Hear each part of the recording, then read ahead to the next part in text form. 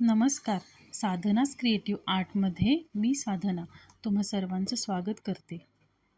आज आपण बनवणार आहोत सर्वांना आवडतील असे व्हेज मोमोज. चला तर मग लगेच सुरुवात करूयात. मोमोज बनवण्यासाठी आपल्याला लागणार आहे 1 वाटी मैदा, 1 वाटी कांदा, अर्धी वाटी गाजर, 1 मोठा चमचा लसूण, 1 मोठा चमचा शिमला मिरची, 2 वाट्या बारीक चिरलेला कोबी, काळी मिरी पावडर, चवीनुसार मीठ आणि कोथिंबीर. सर्वात आधी आपण पारी बनवण्यासाठी मैदा भिजवून ठेवू. त्यासाठी आपण एका मोठ्या भांड्यामध्ये मैदा चाळून घ्यायचा आहे. मैदा चाळून झाला की मग त्यामध्ये चवीनुसार मीठ घालायचे आणि थोडं थोडं पाणी घालून आपल्याला हा मैदा घट्ट मळून घ्यायचा आहे. मैदा घट्ट मळल्यामुळं काय होईल, आपण जेव्हा मोमोज बनवू तेव्हा जेव्हा आपण पारी लाटू तेव्हा आपल्याला जास्त पिठाची गरज लागणार नाही, जेणेकरून आपल्याला व्यवस्थित लाटता येईल. बघा माझा मैदा मळून झालेला आहे. आता मी याच्यावरती एक झाकण ठेवून 10 ते 15 मिनटासाठी रेस्ट होण्यासाठी ठेवून देणार आहे.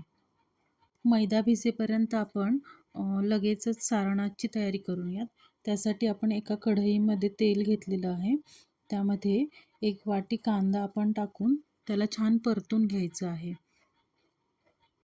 कांदा परतून होईपर्यंत तुम्ही पटकन चॅनलला सबस्क्राईब करा, जेणेकरून तुम्हाला अशा चमचमीत आणि छान रेसिपींचा आस्वाद घेता येईल. कांदा 2 ते 3 मिनिटं परतून झाला की आपण त्यामध्ये घालणार आहोत बारीक चिरलेली शिमला मिरची,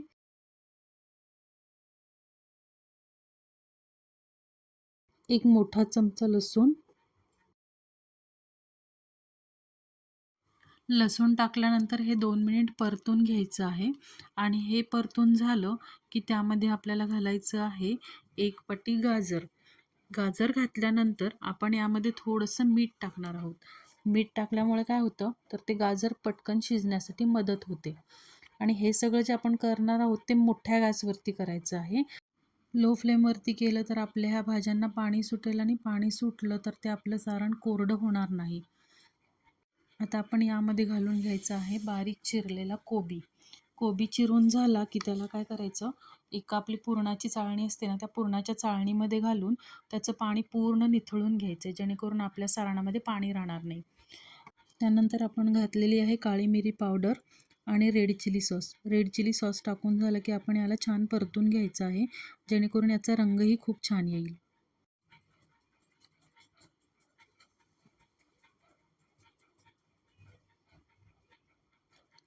बघा इथं किती छान कलर आलेला आहे आणि गॅस मोठा असल्यामुळे आपल्या सारणाला पाणी अजिबात सुटलेलं नाही आहे. सारण अगदी कोरडं आणि आपल्याला हवं तसं झालेलं आहे. त्यानंतर यामध्ये आपण थोडीशी कोथिंबीर टाकून सारण थंड होण्यासाठी आपण एका ताटामध्ये पसरून ठेवूयात. तोपर्यंत आपण मोमोज करायला घेऊ. थोडंसं तेल टाकून मैदा परत एकदा मळून घ्यायचा आहे आणि त्यातून आपण पुरीला जेवढा गोळा घेतो तेवढा छोटासा एक गोळा घेऊन आपल्याला पुरी लाटून घ्यायची आहे. तुम्ही बघू शकता आपण पेढ्याच्या आकारापेक्षा थोडासा मोठा गोळा घेतलेला आहे आणि आता आपण त्याची छोटीशी पारी लाटून घेणार आहोत. आपला जो पुरीचा आकार असतो तेवढी पुरीच्या आकारा एवढी पारी लाटून घेतली की त्यामध्ये आपण सारण भरून त्याचे छान मोमोज तयार करून घेणार आहोत.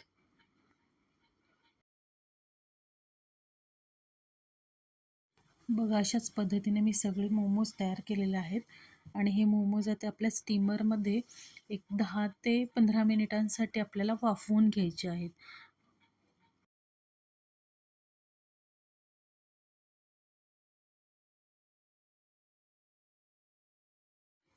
10 ते 15 मिनटं छान वाफ आल्यानंतर आपले हे मोमोज आहेत ते छान वाफवले गेलेले आहेत. आपण हे मोमोज शेजवान चटणीबरोबरही सर्व करू शकतो किंवा मग कोणाला आवडत असेल तर टोमॅटो सॉस किंवा टोमॅटो केचपसोबतही आपण हे मोमोज खाऊ शकतो. तुम्हाला जर माझी रेसिपी आवडली असेल तर पटकन करून बघा आणि कमेंटमध्ये नक्की सांगा की कशी झाली होती. अशा छान चमचमीत रेसिपीजसाठी चॅनलला लाईक करा, शेअर करा आणि सबस्क्राईब करायला विसरू नका. धन्यवाद.